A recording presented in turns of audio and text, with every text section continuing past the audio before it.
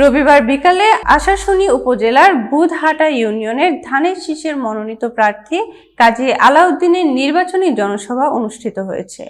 জনসভা বুধহাটা করিম super market চত্বরে অনুষ্ঠিত হয়। কালীগঞ্জ প্রতিনিধি আলমগীর হোসেন জানান, সভায় সভাপতিত্ব করেন বুধহাটা ইউনিয়ন বিএনপির সাবেক সভাপতি আলহাজ আব্দুর রব আর সঞ্চালনা করেন সাবেক সাধারণ সম্পাদক মামুন হোসেন।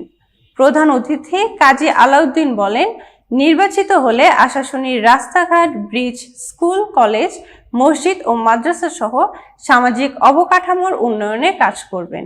তিনি আরও জানান, বুধহাটা এবং আশাশুনির 11টি ইউনিয়নের মানুষের সার্বিক নিরাপত্তা ও সমস্যা সমাধানে তিনি বিশেষ ভূমিকা রাখবেন।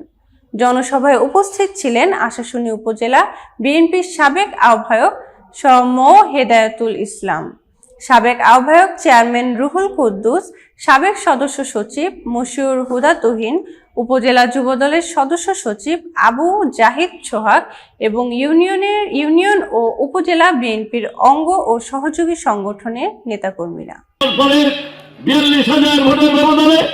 আমি পেয়েছিলাম 1,08,000, আমার বন্ধু রুহুল হক সাহেব পেয়েছিল আপনার 66,000। তারপরে আপনারা দেখেছেন এই আসনে নির্বাচিত হয়েছিল আমার শ্রদ্ধাভাজন এমপি প্রয়াত নেতা মাওলানা রিয়াসাত আলী সাহেব রহমতুল্লাহ। তিনি নির্বাচিত হয়েছিলেন ঠিকই, কিন্তু আশাশুনির মানুষের কোনো ভাগ্যের পরিবর্তন ঘটে নাই, কোনো উন্নয়ন তারা দেখে নাই। কিন্তু কালীগঞ্জ 17টি ইউনিয়ন আপনারা ঘুরে আসেন, আপনার ব্রিজ, কালভার্ট, আপনার স্কুল, কলেজ, মসজিদ, মাদ্রাসা, এতিমখানা, মন্দির, আপনার খ্রিস্টান ভাইদের উপাসনালয় সহ শত শত কিলোমিটার বিদ্যুৎ লাইন সহ আপনার অভূতপূর্ব উন্নয়ন আমি করেছিলাম।